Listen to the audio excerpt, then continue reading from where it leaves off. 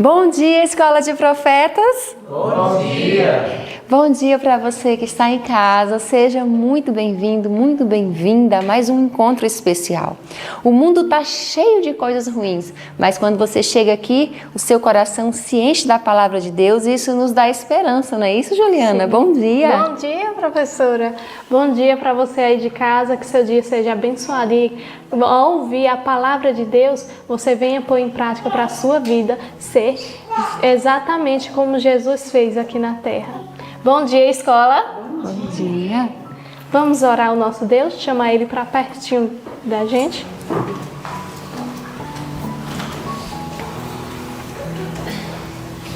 Santo, santo és, ó Pai, santo. Obrigada, Senhor, pelo cuidado infindo que o Senhor tem por cada um dos teus filhos, ó Pai. Porque mesmo sem merecermos, Senhor, o Senhor faz o máximo por cada um, ó Pai. O Senhor dá o teu amor, dá a tua graça, Senhor, e nos perdoa, apesar de pecarmos contra ti, Senhor Deus. Ó Pai amado, eu te peço, vem ficar e vem guiar nossas vidas, ó Pai, e o restante da nossa vida para que seja em teu caminho, pregando a Tua palavra para que outras pessoas também venham conhecer, ó Pai. Senhor Deus, também te peço, fica conosco no restante desse culto, Senhor, para que cada palavra venha ser entesourada em nossos corações, para que venhamos pôr em prática, ó Pai, em nossa vida, cada palavra, cada disciplina, cada coisa que o Senhor mandou que venhamos fazer para seguirmos retamente, Senhor, de acordo com o Teu caráter, ó Pai. Também te peço pelo hino que vamos entoar ao Senhor agora, ó Pai, pela palavra que vai ser dita, mas também te peço pela família de cada um, ó Pai, que o Senhor visite esses lares que estão nos assistindo, Senhor, venha fazer uma reforma em cada família e para que elas vejam, Senhor, que só o Senhor é Deus, só o Senhor pode mudar as vidas, Senhor. Também te peço, ó Pai, que o Senhor toque no coração de cada uma dessas pessoas para que elas venham passar a mensagem avante, venham passar esse vídeo para que outras pessoas também venham conhecer a Tua palavra, Pai, outras pessoas também venham aprender de Ti, ó Deus. É isso que eu te peço e agradeço, em nome de Jesus. Amém. Amém. Amém. Como é bom estar pronta, né, Juliana? Sim. Estar pronto. E a palavra de Deus faz isso conosco. Por isso nós vamos cantar agora o hino de número 306, Eis-nos pronto. Porque quando alguém vir falar com você que seu Deus não existe, você tem a palavra em sua mente. Você tem a palavra entesourada em seu coração e pode provar que o seu Criador, o seu Pai Celeste, sim existe. E não só existe, mas também cuida dos seus filhos. Sim, e professora, o que vamos fazer agora? Agora nós vamos entesourar mais um pedacinho da palavra de Deus no nosso coração, né? Sim. Esse verso é muito importante, tá onde, Juju? Tá lá em 2 Coríntios 13, 5. Então, vamos todos juntos? Sim. No 3? 1, 2, 3. 2 Coríntios 13, 5. Examinai-vos a vós mesmos, se permaneceis na fé, provai-vos a vós mesmos, ou não sabeis quanto a vós mesmos, que Jesus Cristo está em vós, se não é que já estáis reprovados. 2 Coríntios 13, 5. 2 Coríntios 13, 5. Examinai-vos a vós mesmos, se permaneceis na fé, provai-vos a vós mesmos, ou não sabeis quanto a vós mesmos, que Jesus Cristo está em vós, se não é que já estáis reprovados. 2 Coríntios 13, 5. 2 Coríntios 13, 5. Examinai-vos a vós mesmos, se permaneceis na fé, provai-vos a vós mesmos, ou não sabeis quanto a vós mesmos, que Jesus Cristo está em vós, se não é que já estáis reprovados. 2 Coríntios 13, 5. Amém. Amém. Que possamos guardar a palavra de Deus no coração. E agora você vai ter um momento especial de recapitular conosco esse ano bíblico tão especial de hoje, não é, Juju? Sim. Que Deus abençoe você e a sua família. E até a próxima. Até a próxima. Louvado seja Deus por mais um hino. Louvado seja o Senhor, porque dia a dia Ele nos permite estudar Sua palavra, gravarmos o ano bíblico também. Permite a você, amigo, assistir, acompanhar, ler também, acompanhar conosco. Louvado seja o Senhor, porque essas oportunidades de crescimento espiritual Ele sempre nos dá. Que Ele possa abrir nossa mente para que nós possamos compreender cada dia mais as suas preciosas verdades. E a nossa leitura desta manhã foi direcionada para o livro de Jeremias, capítulo 51, capítulo 52, encerrando o livro de Jeremias, e João, capítulo 6, do verso 22 até terminar o capítulo 6, o restante dos versos, até o 71. E nós estivemos lendo então em Jeremias alguns acontecimentos a respeito de Babilônia, e no livro de João é o que nós iremos associar com o livro Desejado de Todas as Nações, capítulo 41, que fala da crise na Galileia. E antes de nós entrarmos no Desejado, então, de Todas as Nações, vamos para o livro de Jeremias, capítulo 51 e o capítulo 52, que vem falando um pouco do triste fim que Babilônia iria encontrar, e no capítulo 52, o triste fim que Judá ele acabou encontrando pelas mãos de Babilônia. E quando o povo de Babilônia, quando aquela nação caldeia ali, ele vem para se apossar, e aqui já no capítulo 51 é Jeremias, ele meio que dando uma profecia, já como se Babilônia já tivesse se apossado, e ele dá detalhes a respeito da queda de Babilônia. E todos esses detalhes que nós estamos estudando, parece que a história ela se alonga e que são em momentos diferentes. Mas tudo isso que nós estamos comentando agora é para suprir a necessidade que nós não lemos ao decorrer de quando essa história foi abordada. Essa história já foi abordada por nós aqui. No livro Profetas e Reis, nós estudamos todo esse contexto. Mas agora nós estamos completando a lacuna dos livros que faltavam do Antigo Testamento. E a história que nós estamos então voltando e estudando é a queda de Judá. Israel já havia caído e agora Judá vem cair também nas mãos de Babilônia, nas mãos de Nabucodonosor. Nós voltamos lá para o tempo próximo a Daniel, profeta Daniel. Esse é o tempo que nós estamos estudando. Daniel ele vem fazendo parte do cativeiro ali babilônico, ele é levado através dela. E quando eles levam o povo para lá, Deus ele não deixa os seus exilados ali sem esperança. Ele mantém a esperança no coração deles para que todos entendessem que Deus ele estava usando Babilônia como um meio de punir o povo, para que eles aprendessem, para que eles entendessem, mas que Babilônia ela cairia também. E que o povo de Israel, se ele fosse fiel e quisesse se arrepender, eles seriam novamente uma nação e Deus conduziria novamente os seus passos. E essa mensagem de conforto a gente vê no verso 5 do capítulo 51. Porque Israel e Judá não enviovaram do seu Deus, o Senhor dos Exércitos, mas a terra dos caldeus está cheia de culpas perante o Santo de Israel. E por mais que eles estivessem então exilados, cativos, aí Deus ele manda essa mensagem por meio de Jeremias: olha, o esposo de vocês não morreu, vocês não estão viúvos, eu desposei vocês e eu ainda continuo vivo e continuo mantendo vocês, vocês não são viúvos, eu sou o marido de vocês, eu cuido de vocês. E essa era a mensagem principal ali para o povo. E olha só o interessante que diz no verso 7. A Babilônia era como um copo de ouro na mão do Senhor, o qual embriagava toda a terra.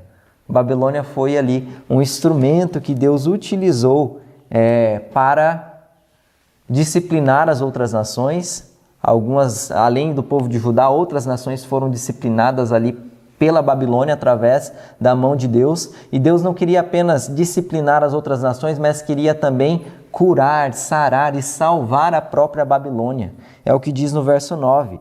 Queríamos curar Babilônia, ela, porém, não sarou. Deixai-a e cada um vá para a sua terra, porque o seu juízo chega até ao céu e se eleva até as mais altas nuvens. Olha só o propósito de Deus ao usar Babilônia para repreender outras nações, para repreender o seu povo de Judá e para levar o povo de Judá cativo para a terra caldeia. Era para que, ao fim de tudo, todos fossem conduzidos à salvação.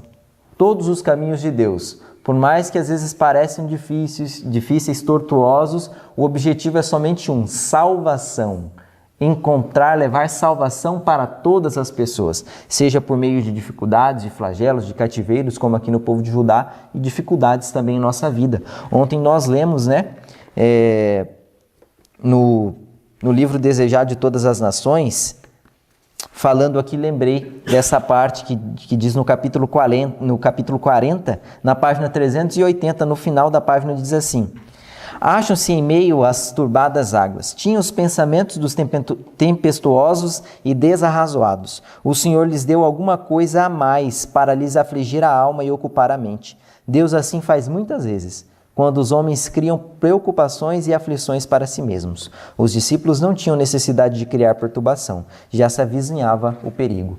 E nesse texto ele diz que os discípulos eles estavam sofrendo por algo imaginário. E já que eles estavam querendo sofrer, então Deus ia dar uma razão para eles sofrer. Para que eles pudessem cair em si, de que aquele sofrimento inicial não era real. E que eles não necessitavam sofrer antes do tempo. E Deus ele usa dessa maneira, mandando às vezes algumas dificuldades. E aí ele vem falando, vem narrando toda essa queda de Babilônia durante o capítulo 51. E eu achei interessante o que diz no verso 57 do capítulo 51, que diz assim: embriagarei os seus príncipes e os seus sábios, os seus governadores e os seus vice-reis e os seus valentes. Dormirão sono eterno e não acordarão, diz o rei, cujo nome é Senhor dos Exércitos. E vem aqui Deus falando sobre a punição ali da Babilônia, dos seus comandantes, dos seus príncipes, de que Deus os faria descansar, mas os faria descansar de uma vez por todas. E aí nós entendemos, o que Deus quer dizer com essa linguagem, que seria a perdição, a morte eterna, a consumição, ser consumido ao final de tudo. E no capítulo 52 vem falando, narrando ali parte da história, então, da queda direta de Judá, quando Babilônia vem, cerca ali no reinado de Zedequias, ele tenta fugir, vão atrás dele, prendem ele, matam os filhos na frente dele, depois vazam-lhe os olhos e levam ele para a Babilônia, e lá ele fica o resto da sua vida no cárcere. Que triste fim deste homem que poderia ter sido um rei diferente, poderia ter tido uma história diferente, porém ele decidiu ir contra a vontade do Senhor e se rebelar contra a nação babilônica, que no caso aqui eles deveriam se submeter, já que ela estava sendo usada por Deus. Que nós também possamos prestar atenção nas repreensões que o Senhor nos faz, nas direções que o Senhor nos ordena, para que não caiamos no erro de estar lutando contra Deus e também encontrar um fim miserável, como encontrou Zedequias e muitas outras nações, e até inclusive o povo de Judá, por não obedecer ao Senhor. Enquanto você falava, eu fiquei pensando, o caminho da queda sempre começa quando a gente deixa de confiar que Deus tem razão, que Deus tem certeza, e aí a gente passa a confiar em nós mesmos.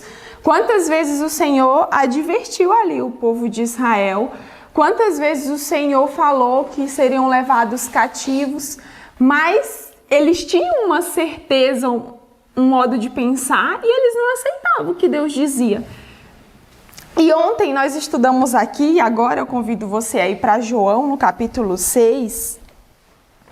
No estudo de ontem, o Senhor nos revelou coisas maravilhosas. E nós vimos ali que o povo, eles estavam totalmente certos e convictos de que Jesus deveria ser levado a rei, de que Jesus era modesto demais, por isso que ele não estava aceitando ser rei. Mas se eles insistissem mais, quem sabe? E aí eles saem da presença de Jesus insatisfeitos, murmurando, como bem apresentou o David aqui e o Júnior. E eu achei interessante E eu até comentei como que Deus faz as coisas interessantes. Porque eles queriam dar uma coroa de rei para Jesus. Essa era a certeza que eles tinham no coração. Mas qual era a coroa que estava reservada para o Messias? Era cruz. De espinhos. Eles queriam mesmo elevar Cristo ao trono de rei, colocar ele como majestade. Mas ele seria elevado ao quê? A cruz. Que contraste entre a certeza humana, a opinião humana, quando nós estamos certos de algo, mas a maneira que Deus vê destoa bastante. E o Senhor Jesus estava ali lutando com aquela multidão para que os olhos deles fossem abertos para uma realidade maior do que simplesmente glórias e benefícios mundanos, terrestres. Amém. Então, pode falar. E é justamente isso. Quando nós passamos a ter uma visão errada, uma visão contrária de Deus, ali é o nosso caminho do fracasso. Deus sempre tem a visão certa. Quando a gente lê a Bíblia, nós temos que entender da maneira que Deus entende. Orar a Deus para que Ele nos faça entender da maneira que Ele entende, não da maneira que a gente quer ou que a gente acha mais fácil. Não? Sim. E agora a gente prossegue numa parte interessante, que é continuando o de ontem. Aqui no capítulo 41 do Desejado, diz que estava em crise ali a Galileia. Ontem, você lembra, Jesus tinha ficado, os discípulos tinham ido na frente no barco, Jesus tinha ficado para despedir a multidão e não tinha mais barco naquele lugar, e Cristo ficou ali sozinho. E nós vimos aqui que o povo depois voltam a Betsaida à procura de Jesus. Isso é o que diz no verso 22, o início da nossa leitura, no capítulo 6 de João, diz verso 22. No dia seguinte, a multidão que ficara do outro lado do mar notou que ali não havia senão um pequeno barco e que Jesus não embarcara nele com seus discípulos, tendo este partido sós. Então, eles perceberam, lembrando da história de ontem, e se a gente pode pegar todo esse conteúdo e ler, se você ler atentamente, você vê que esse dia ele foi um dia memorável, onde Jesus ele multiplica os pães, onde ele despede os discípulos, caminha sobre a água, e ele já veio parar naquele lugar ali, já depois de um momento, de um milagre também interessante. Então foi um dia marcante, memorável. E aí quando Jesus ele fica para trás, os discípulos vão, que é quando o momento que Jesus vai sobre eles andando sobre a água. E o Jesus ele ficou para despedir a multidão. E a multidão foi embora. E no outro dia a multidão voltou, pensando, Jesus não tinha para onde ir. Os discípulos já foram, não tinha barco no lago para ele atravessar o lago. Para onde ele ia? Ele ficou lá orando, deve estar lá até agora, nós vamos lá e a gente vê ele novamente. Chegaram lá, não estava mais lá. E eles ficaram se questionando, mas como que ele sumiu daqui se não tinha mais barco? E aí eles se dirigem para o outro lado, daí eles vão para Cafarnaum, querendo encontrar Jesus. E isso é o que a gente, quando ele chega lá, a gente vê o seguinte relato, verso 24 do capítulo 6, diz: Quando, pois, viu a multidão que Jesus não estava ali, nem os seus discípulos, tomaram os barcos e partiram para Cafarnaum à sua procura. E, tendo-o encontrado no outro lado do mar, lhe perguntaram: Mestre, como chegastes aqui?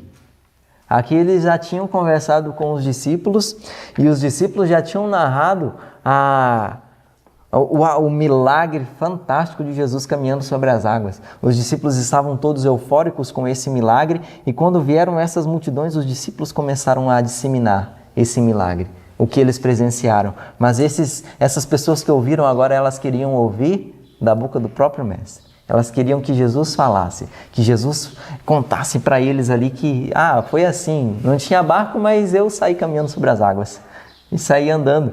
E Jesus, ele entendeu que eles estavam questionando eles para saber mais do milagre e receber mais coisas. Há algum problema em receber mais coisas? Deus, ele pode nos conceder mais coisas? É errado nós pedirmos mais coisas a Deus?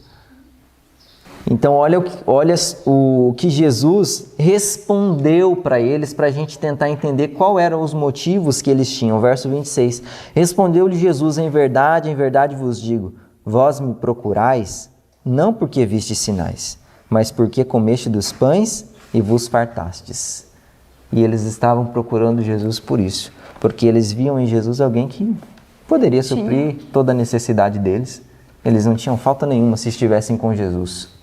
Então eles aproveitavam somente dos benefícios temporais, os benefícios ali rápidos, né? Estavam com fome, Cristo multiplicava o pão. Isso. Tinha a mão aleijada, Cristo ia lá, né, Rebeca? Curava. Tinha qualquer doença, Jesus curava. Então, eles procuravam Cristo por interesse, porque ele tinha algo para oferecer. Mas o triste de procurar Jesus pela curiosidade e pelos interesses egoístas é que o curioso, ele não desfruta do poder de Deus. Amém. Os que iam só por curiosidade, eles não absorviam, essa é a palavra, não desfrutavam do que Cristo tinha para dar. Eles tinham tudo, mas ao mesmo tempo não tinha nada. Meu Deus do céu, como que pode ser isso, né?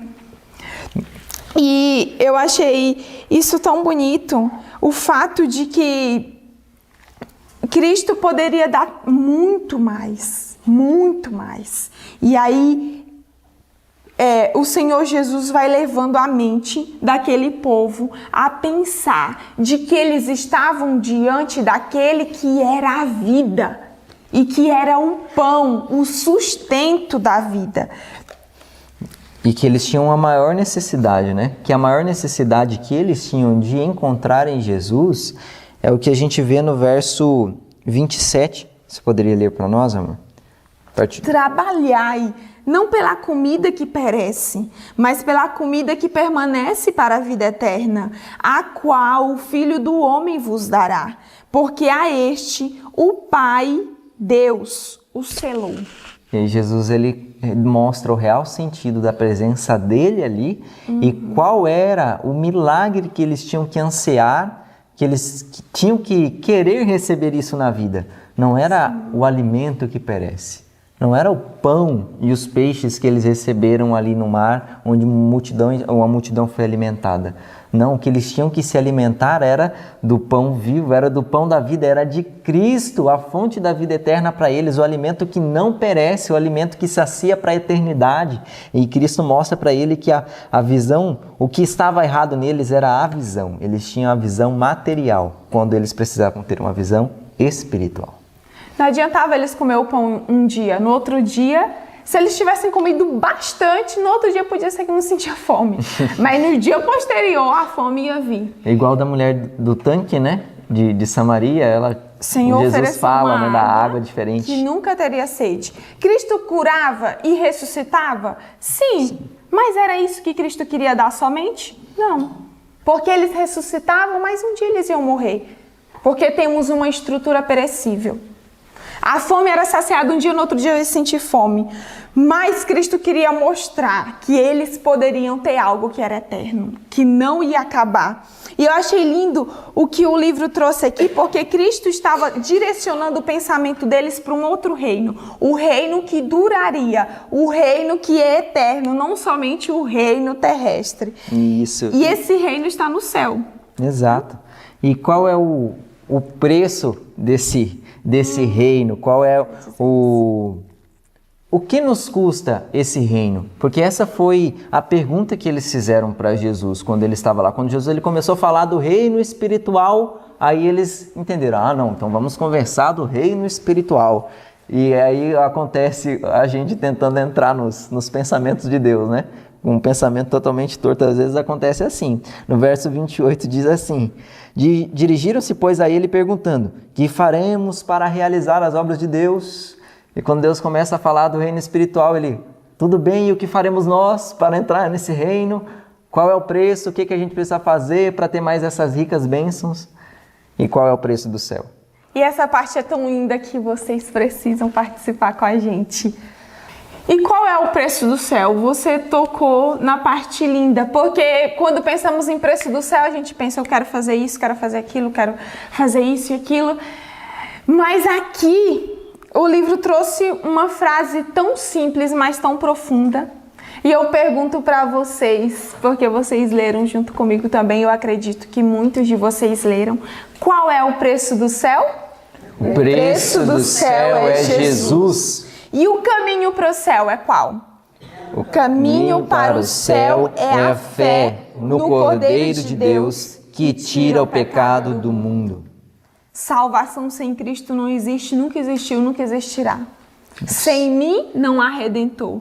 Ele diz, eu sou o pão da vida e eu quero dar essa vida para vocês. Em João capítulo 5, no verso 40, Cristo diz assim, vocês não querem vir a mim para terdes vida.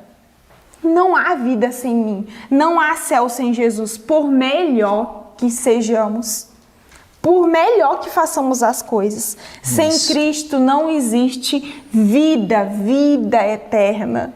Isso.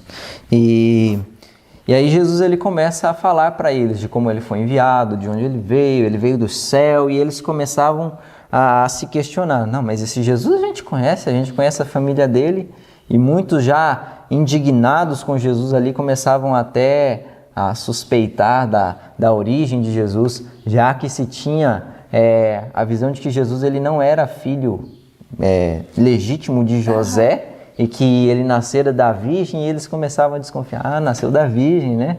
Tá certo, e começava a suspeitar, a querer maliciar a situação, colocando de maneira suspeitosa o nascimento de Jesus, que talvez ele tenha vindo de outro, enfim, e começavam a ridicularizar ali, né? A incredulidade é terrível, porque a gente pensa que, às vezes, para ser incrédulo, você tem que conjecturar coisas que parecem não ter razão. Mas Satanás, ele é esperto. Era estranha, vamos ser sinceros. Era estranha ou não era a maneira que Jesus nasceu? Foi estranho. Não é comum ver uma virgem ter um filho sem nunca ter tido nenhuma relação. Então, eles olhavam, esse aí, carpinteirozinho, trabalhava. Tudo eles iam querendo, como você bem falou, maliciar, distorcer. Mas Jesus, ele não ligava para isso. Isso, e aí eles começam a usar de artimanhas para colher mais de Jesus, para que Jesus ele se manifestasse de maneira até mais intensa ali, e isso já revelava a incredulidade deles. Você poderia ler para nós o verso 30? Sim, João 6,30. Disseram-lhes, pois, que sinal, pois, fazes tu, para que vejamos e creiamos em ti? Que operas tu? E aí eles lançam isso, né? Qual sinal você faz para nos mostrar que tu és Deus mesmo, que tu és divino, que tu és enviado dos céus? E ele vem no verso 37. Nossos pais comeram um maná no deserto, como está escrito, deu-lhes o pão do céu. Aí Jesus ele vem falando, né, a respeito dos milagres, né? Verso 32, replicou-lhe Jesus, em verdade vos digo, não foi Moisés que vos deu o pão do céu, o verdadeiro pão do céu é meu Pai que vos dá, porque o pão de Deus é o que desce do céu e dá vida ao mundo. E eles se vangloriavam em dizer, Moisés sustentou o povo de Israel durante 40 anos ali no deserto, e o Senhor fez só uma multiplicação e alimentou uma multidão num dia apenas. E eles esperavam que o Messias ele viesse para se manifestar maior poder que Moisés. Então eles esperavam, qual sinal você vai mostrar para nós creiamos que você é realmente o Messias? Uma multiplicação de peixes, o que é comparado com o maná que caiu 40 anos? Não entendiam, incrédulos, visão estreita, quando o verdadeiro maná, quando o sentido, né, o símbolo ali que o maná representava era Cristo, agora ele se achava ali com eles, o verdadeiro pão do céu se achava entre eles, e eles se apegaram mais ao símbolo do que ao sentido. Rejeitaram a Cristo para se apegar ao maná que caiu há tanto tempo atrás. E que era o próprio Jesus que tinha acompanhado Moisés, chamado Moisés, e tinha sustentado o povo ali durante 40 anos. Nossa. E Cristo, ele veio revelar quem era o Pai. Ele era a expressão do Pai de todas as formas. E eu achei muito importante, Cristo estava mostrando para eles que a eternidade poderia começar ali, naquele momento, agora. Nossa. E eu convido você a ler a página 388, aqui nessa edição, capa dura, vai ser no primeiro parágrafo, tem uma parte muito importante, onde começa a vida eterna, como começa a vida eterna. Diz assim, Cristo tornou-se uma mesma carne conosco, a fim de nos podermos tornar um espírito com ele. É em virtude dessa união que havemos de ressurgir do sepulcro, não somente como manifestação do poder de Cristo, mas porque, mediante a fé, sua vida se tornou nossa. Cristo queria ser um. Até mesmo se chegarmos a morrer, ele falava, ele iria ressuscitar. Então era a vida dele que se tornaria vida em nós também. Amém. E os que veem a Cristo em seu verdadeiro caráter e o recebem no coração têm vida eterna. E por meio do Espírito do Espírito Santo que Cristo habita em nós. E o Espírito de Deus, recebido no coração pela fé, é o princípio da vida eterna. A vida eterna começa ali. Mas Jesus falou de algo importante, que ele disse que eles precisavam comer a carne dele e o sangue. Como era isso? E eles ficaram, de certa forma, indignados ali, porque acontece sempre assim. Quando a pessoa ela não quer entender algo, ela inventa desculpas, entende de maneira distorcida. Eles compreendiam no fundo o que Jesus estava querendo dizer, mas porque eles fecharam o coração para não compreender, como que eles entenderam as palavras de Jesus? De maneira literal. Mas eles tinham sacado o que Jesus queria dizer, mas eles já o tinham rejeitado em seu coração. E aí eles literalizaram as palavras de Jesus. Nós vamos comer tua carne, beber teu sangue? Como é isto? Nécios em entender, tardios em entender. E aí Jesus ele continua falando, deixando de maneira ainda muito mais clara aquilo que ele falou de maneira meio não duvidosa, mas de maneira mais envolvida em símbolos ali, e eles já interpretaram de maneira literal. Aí ele deu motivo para eles interpretar de maneira literal, porque ele fala agora de maneira clara que necessitava sim beber o sangue dele, comer a carne dele, para que já houvesse essa distinção, né? E aí acontece, essas pessoas que ouviram, que seguiram a Jesus, eles dizem o que está no verso 60. Muitos dos seus discípulos, tendo ouvido tais palavras, disseram, duro é este discurso. E aí Jesus ele causa separação entre as pessoas que o seguiram. E agora no verso 66 em diante, diz o que nós iremos conduzir então para o final do nosso estudo e da lição que nós temos que tirar daqui. Verso 66 do capítulo 6. À vista disso, muitos dos seus discípulos o abandonaram e já não andavam com ele. Então perguntou Jesus aos 12, porventura, quereis também vós outros retirar-vos? Respondeu-lhe Simão Pedro, Senhor, para quem iremos? Tu tens as palavras da vida eterna, e nós temos crido e conhecido que Tu és o Santo de Deus. E aí Jesus, diante disso, ele vê aquela multidão se afastando, e aí ele prova um pouquinho mais a fé dos discípulos para fortalecê-los. E vocês, assim como esta grande multidão, vocês vão me abandonar também? E tudo era favorável, mas eles estavam começando a entender que sem Cristo eles não eram ninguém. E aí Pedro, ele vem e diz algo que não somente refletia a fé dele, mas a fé de todos os outros 11. Senhor, para onde iremos? Tu tens as palavras. Aonde encontraremos alegria? Aonde encontraremos a paz que nós temos contigo? Não há nenhum outro lugar. O Senhor é o Cristo de Deus. O Senhor verdadeiramente é o Messias, e em Ti queremos confiar e esperar. Que essa possa ser as nossas palavras dia a dia para Cristo. Por mais que as coisas elas se pareçam mostrar diferentes, por mais que muitas pessoas desistam do caminho porque acham que não está certo essa visão, não, assim é difícil demais viver dessa maneira. Que nós prossigamos com Cristo, reconhecendo que para onde iremos? O que faremos da vida se não for com Cristo? O que será de nós se não estivermos ao lado de Jesus? Que Deus, Ele nos conforte e que nós não possamos de maneira alguma ser pessoas movidas pelas circunstâncias. Na página 392, leu um parágrafo para nós encerrarmos.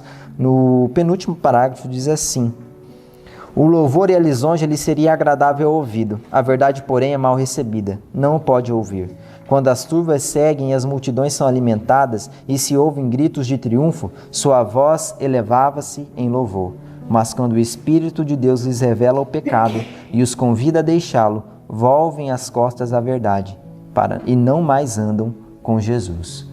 Jesus, ele faz dessa maneira. Por mais que ele queira nos revelar milagres e demonstrar que ele é grande e poderoso para solucionar muitos problemas de nossa vida, o maior problema que ele quer solucionar em nós é o problema do pecado. E isso ele vai solucionar com o Espírito Santo, gravando em nosso coração a nossa inferioridade, a nossa necessidade dele, qual é o nosso pecado. E muitos nesse momento não querem ser censurados. E aí volvem às costas de Jesus e vão andar sozinhos. Que nós não possamos ser esses. Que, ao reconhecermos os nossos pecados, abandonemos de Jesus para seguir os nossos próprios caminhos. Mas que, assim como Pedro, possamos exclamar dia a dia: para onde iremos? Só tu tens as palavras da vida. Amém? Que o Senhor nos ajude a termos a visão correta, a termos a visão espiritual, a buscarmos o alimento espiritual que permanece para a vida eterna e não nos atermos às coisas circunstanciais desta vida. E que por mais que o mundo inteiro te negue, nós possamos estar firmes confiando em Ti, confiando que o Senhor nos conduz para o melhor. O Senhor é a vida eterna e que nós possamos crer nisso dia a dia. Alimenta-nos do pão da vida neste dia, que Teu Espírito Santo seja derramado sobre nós, em nome de Jesus. Amém. Até amanhã.